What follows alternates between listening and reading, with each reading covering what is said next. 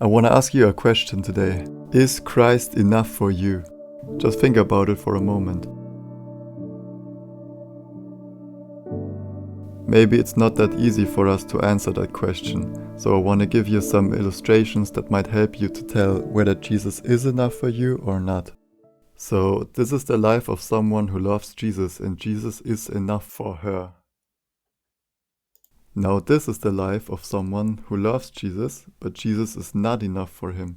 He might believe in Jesus, he goes to church, talks with his friends about Jesus, but he doesn't only want Jesus, but also the approval from men. And he jumps from the one side to the other, and he's never satisfied, because when he pursues Jesus, he still wants the applause of men on top of that. And to add to this, besides doing God's will, he also wants to do his will. Just sometimes, just some small things. In fact, I was experiencing that when at evening, at the end of the day, where I tried to do God's will the whole day, I still wanted to press my own will into the day. So I lay in bed and watched YouTube for hours and hours, and then I went to bed way too late, and I was so tired for the next day. So for this person, Christ is not enough. Why? Well, there can be many reasons for that, but here are some. First, he doesn't realize the beauty of God in his love for him. And because of that, he doesn't love God enough to let everything else go. And he loves the worldly things too much to let them go.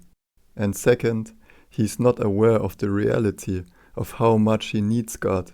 Even though he loves God, he compromises his way with sin, because he thinks it will somehow work out in the end.